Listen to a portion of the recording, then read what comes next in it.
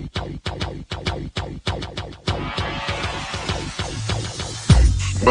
to the Odds Breakers, number one place for shared, sharp betting information. Unreal. This virus is absolute garbage. Garbage, man.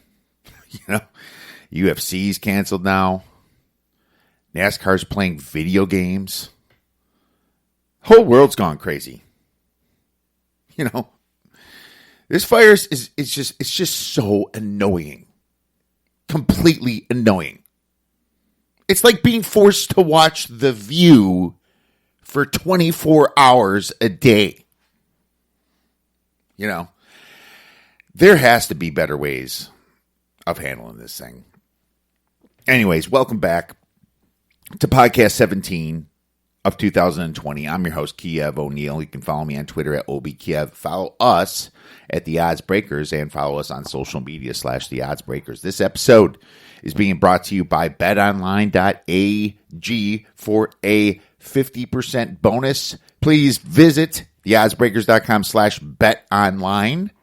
Click the banner and sign up for your account. Terms and conditions and location apply. If you'd like to help us out with our costs, sponsor the podcast and the website, we would love to help you out. Please visit theoddsbreakers.com, click shop, and become a member. For $17.99 a month, you can get my plays and premium plays before the line moves. For $2 more, you can get all that and become a patron subscriber. Get the podcast a little bit early. And if nothing else, please visit theoddsbreakers.com and become a free picks newsletter subscriber. My friends, in this episode today, we're going to talk about the NFL, some news, give you some plays, and maybe a future play as well at the end. Actually had a lot of time on my hands to dig a little bit into the NFL. And the NFL draft's always fun to bet on, and it's always been profitable for us over at the Odds Breakers. So, excited for that. Back to this whole virus thing, though. There has to be a better way to handle this. There has to be. If this happens again. Maybe you just quarantine the old and the feeble for a couple weeks or whatever. Somehow you set that up so it's done quickly so they get all their supplies. Maybe that's the answer. Maybe not. I don't know. Maybe the other answer is you quarantine everybody for 2 to 3 weeks. Nobody's screwing around breaking the rules. And the people that have to work, the utilities, the healthcare workers, etc., they get access to testing and they can do just possible quarantines by a bunch. I don't know. But either way, canceling sports for till at least middle summer, past summer, it just doesn't seem to make a whole lot of sense to me for something that only affects a certain portion of a population. I mean, if everybody just listened to the government and at least quarantine themselves for a couple weeks, this thing could blow over. But you have people breaking that. Spring breakers are out in full force. I go out on a jog trying to avoid people, of course. They tell you to go outside, and I see bunches of people hanging out, mostly teenagers. So I don't think that people are really caring, and this is the reason why our sports may be canceled for a lot longer than we think.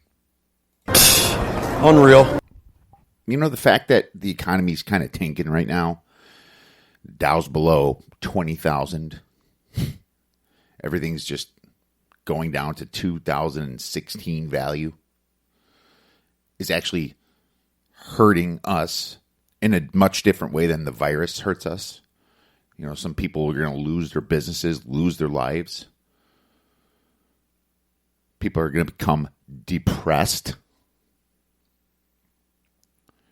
People are going to do things they wouldn't normally do in a correct state of mind. This whole thing has a huge effect on everybody. And I'm just saying there has to be a different way. And I'm not saying that I know that way. There just has to be a different way to handle this. The Summer Olympics are postponed possibly till 2021. You know? What does that say? Does that say the virus is not going to die off in the summer? Does that say that we can be doing this for the next year? Unreal. If you have any ideas, I'd love to hear them. Feel free to reach out to us at the Odds Breakers via Twitter or contact us on our website. Let's get into some NFL news. Cowboys, Frederick, 29 years old, announced retirement. Travis Frederick, he's a former Badger. Great guy, had some serious health problems over the last couple years. He had that Guillain-Barré syndrome, autoimmune disease, affects the nervous system. Took him out for full 2018. So this does not come as a surprise to me. I think he's making the right decision. But I wish the guy well. He was definitely a fantastic player, all-pro, and a great leader of the team. He was part of the reason that the Cowboys' offensive line was so dominant over the last 3, 4 years, 5 years. You know, Tua Tagovailoa, it looks healthy. I saw some video on him. That should boost him into the first round, or at least keep him in the first round. They've been saying first round unless he has a setback, so whatever. But it looks like he could be even a top 5 pick now. So good for Tua. I, kind of agree with that. My problem with Tua is that he's actually, it's not just his hip, it's his ankle, and he takes some hits. And he also played in with the best talent out of anybody in college football. So, you start throwing him into a league where all the talent is pretty equal. We'll see what happens then. So that'd be my problem with drafting him. I wouldn't have a problem him getting picked in the late first round, but I do not have him as a top 5 player myself. So, obviously could be wrong. The Rams came up with a new logo. It's got some really crazy looking horn on it, and it says LA on it. It looks like something that you find on your daughter's Barbie collection. It's not that good looking. So I think they need to go back to the drawing board with that one. Back to the whole Cowboys thing. Dak Prescott wants a lot of money. It's looking at around the $40 million range. He's not a $40 million quarterback. Right? They say that he's just wins football games and blah, blah, blah. Well, he didn't do it to make the playoffs last year. And you also see that a lot of his stats were padded when they were down by 20 points in the fourth quarter, and they come back to only lose by 7. Okay? So a lot of those stats were glaring, saying the Cowboys were the best, but they were all garbage yards. Because that's what he is. He's not consistent throughout the whole game. He only has one playoff win, and he wants $40 million. That's terrible.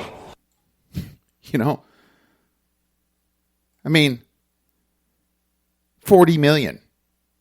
Because you can come back and almost win games. He's not worth that. And now he's just a huge distraction. Part of the reason that since 2016 the Cowboys had so much success was because they were set up for it on all aspects of the game. They were a little weak at receiver for a while until Amari came. Well, they had Dez Bryant before that, I guess. But they had the best offensive line, good tight ends, Witten, one of the best, maybe the best running back in the league with Zeke, a solid defense, a solid one. That's why they were winning games. It wasn't just because of Dak. As a matter of fact, you can argue that Dak wasn't even good enough of a game manager to do this. And he wants $40 million. If I'm the Cowboys, I start moving towards a different plan.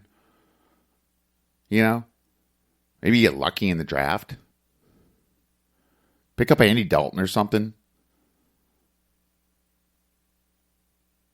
You know, I think pretty sure Andy Dalton went 15-1 one year. You know, do something, because you can't just let one player bankrupt your team and not go anywhere. It's absolutely ridiculous. The disparity between the league minimum and the top players is too large in the NFL.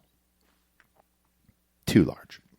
Melvin Gordon signed with the Denver Broncos. How much did he get paid here?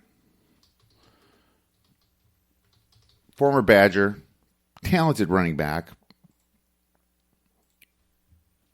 2-year deal, $16 million. I think the Chargers offered him more than that.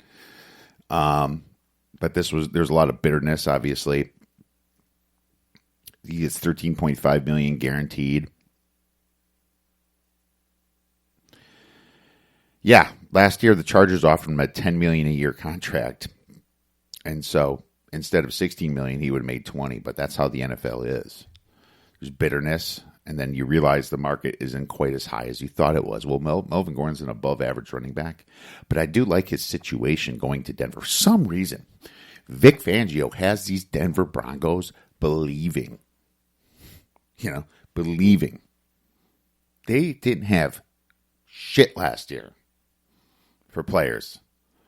Trade away Emmanuel Sanders. Running back by committee. Chubb injured for the year. And they still made some noise.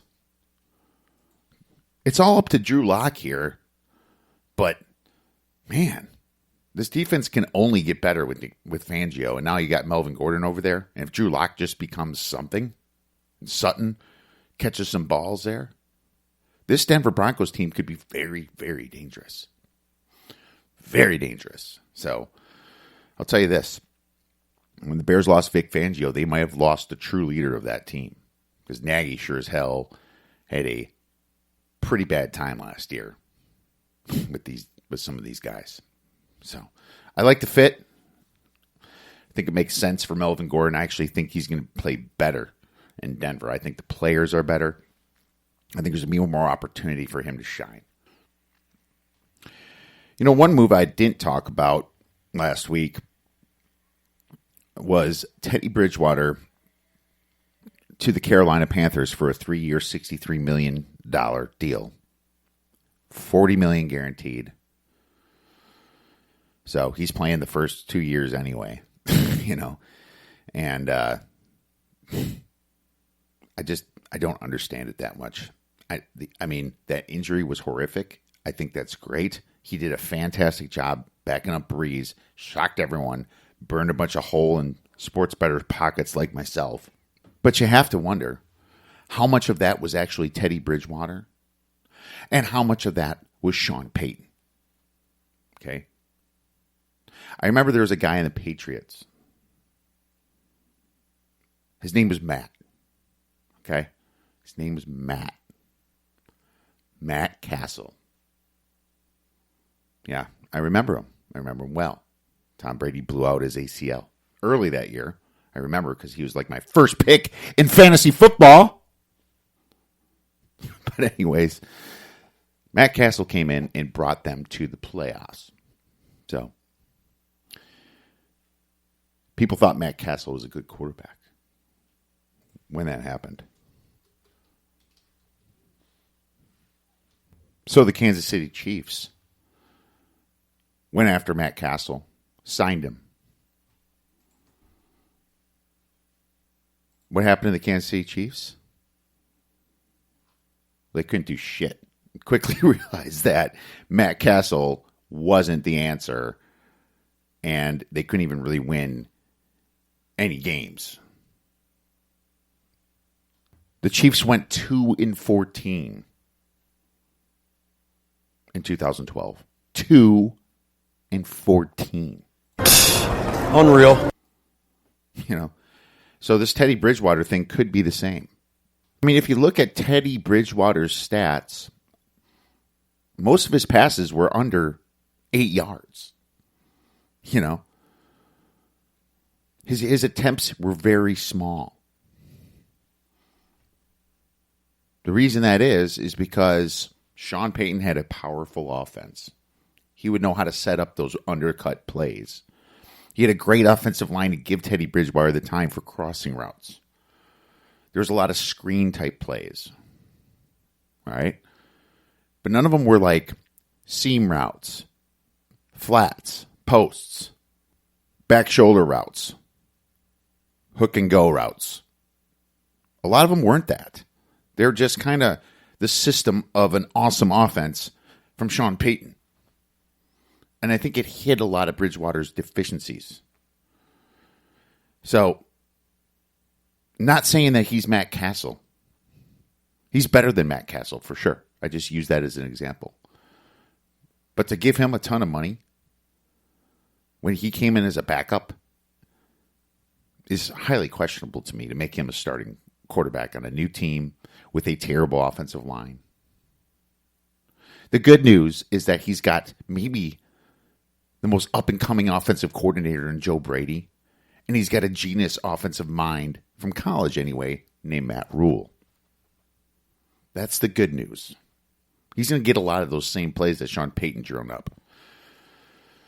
But it's a lot of money for a guy when you're not even ready to win right now. Carolina should be in explode the team mode, almost. Keep Christian McCaffrey, keep DJ Moore. You know, you lost most of your defense. It should be a rebuilding year for them, in my opinion.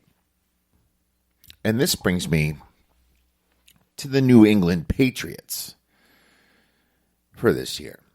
Favored to win the AFC East.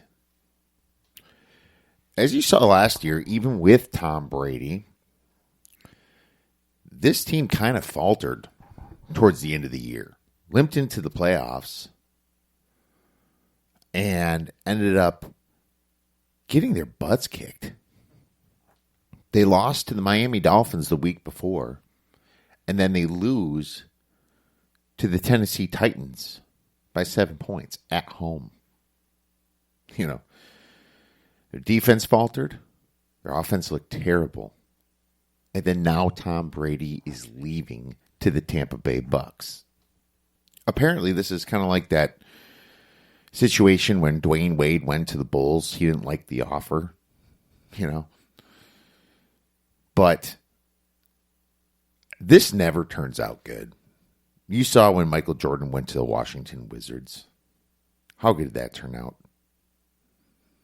How good did it turn out when Joe Montana went to the Kansas City Chiefs?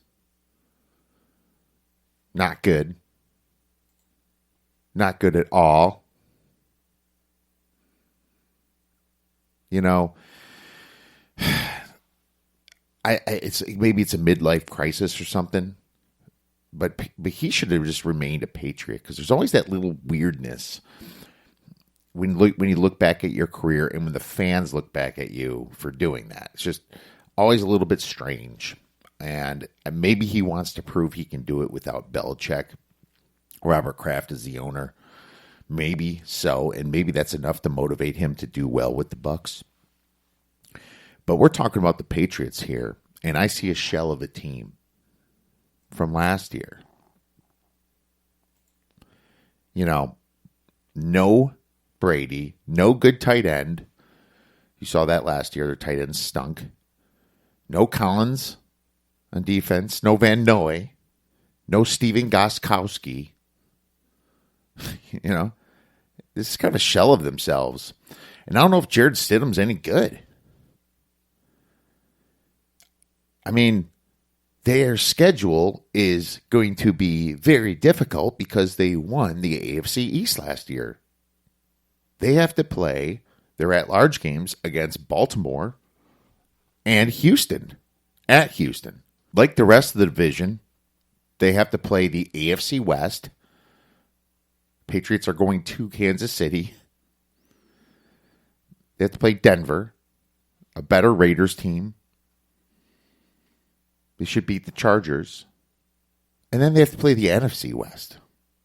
San Francisco. You know, LA Rams. the Seattle Seahawks at Seattle, and a better Cardinals team.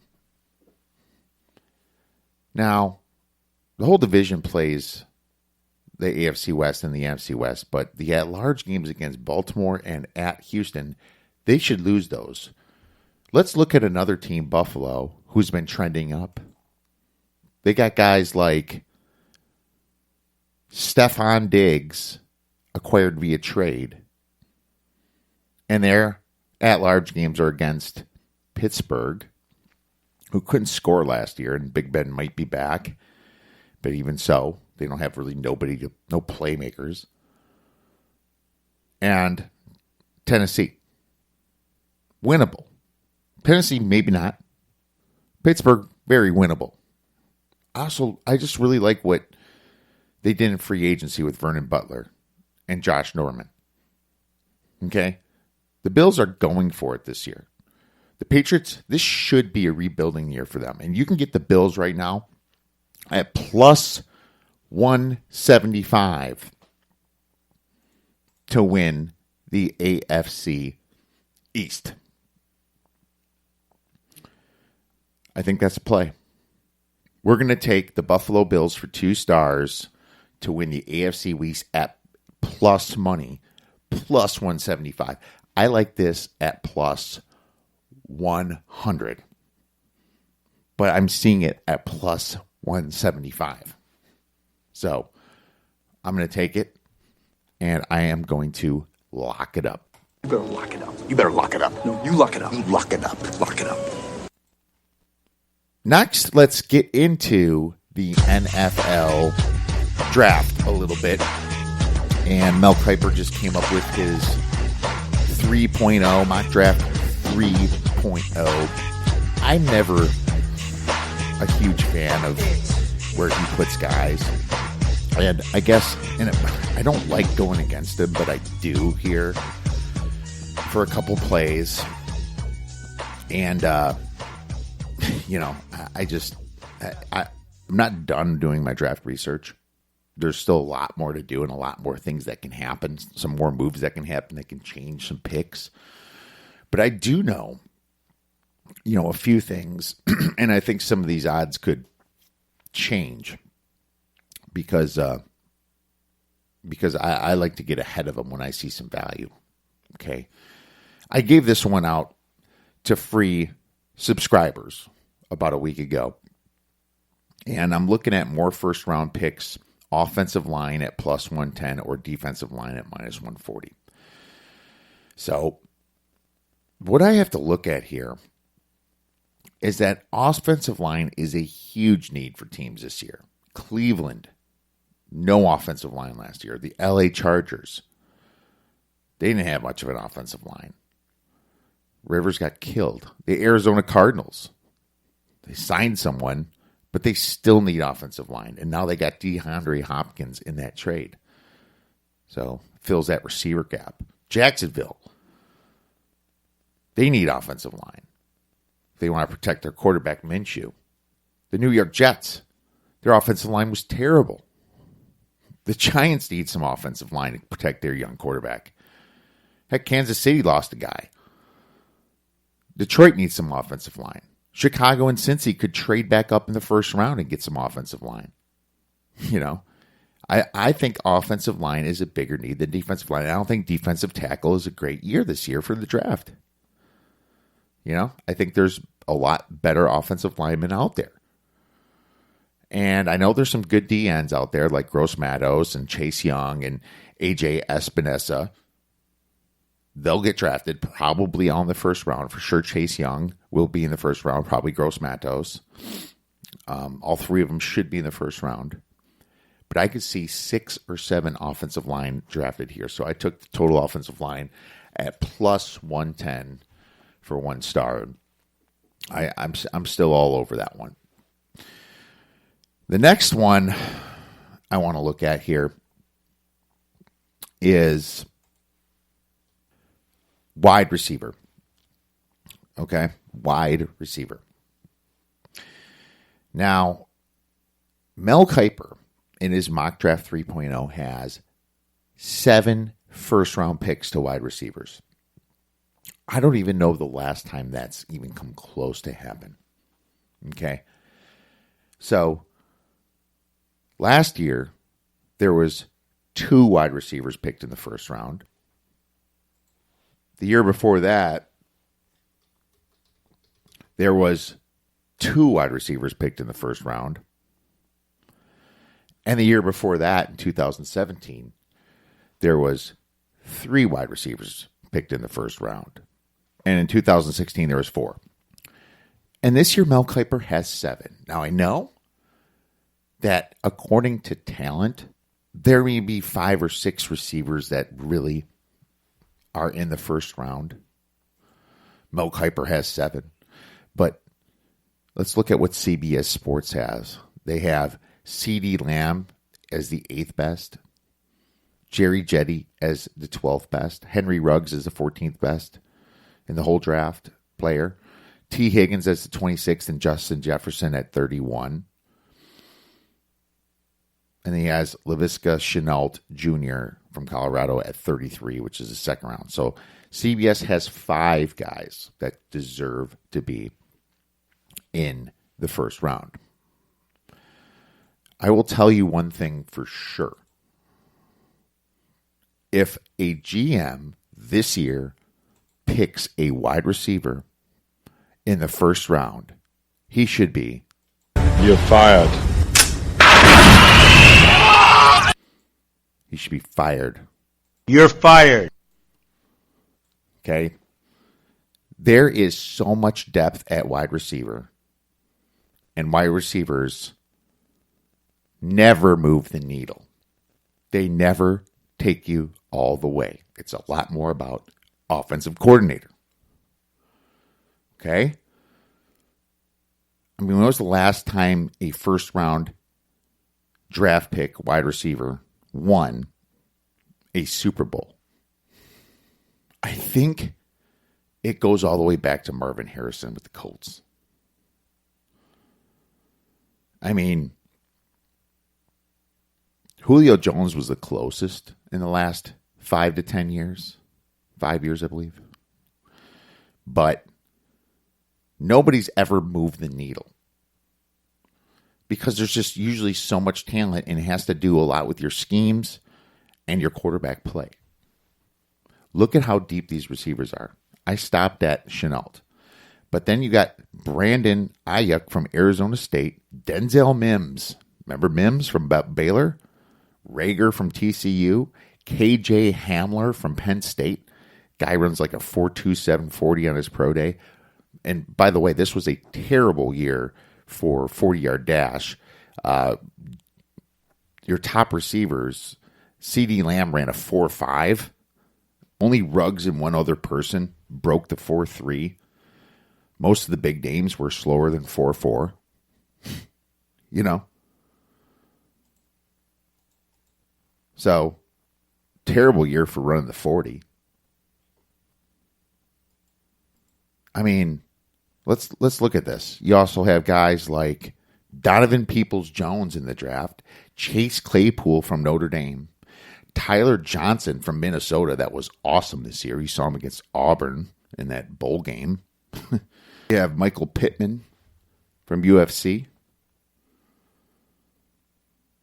You have KJ Hill from Ohio State. Van Jefferson from Florida. You know, Central Florida, Gabriel Davis. There is just so many receivers in the draft. Colin Johnson from Texas. John Hightower from Boise State. Quintez Cephas from Wisconsin. This draft is loaded. There's no way you should reach for a wide receiver, especially when the 40s were such a bad times this year for this NFL draft. And I'll tell you, if you do, like I said, you should be fired as a GM. So, in my opinion, I'm going to play that wide receivers draft in the first round under 5.5, and you get plus 110 here. And I'm taking that for 2 stars. And I believe this is going to be another one that shows that you can wait for your wide receiver and shouldn't go and chase one in the first round. Show me the money! All right, my friends, that's all we have time for our podcast this week. This is going to be our only show this week, obviously. Hopefully some better news will come up next week for our sports, and I'm really hoping that you guys are staying safe, being healthy. We'll all get through this, obviously, as a team. Have a great rest of your week. If you have any questions, feel free to tweet at us at The Odds Breakers and go get some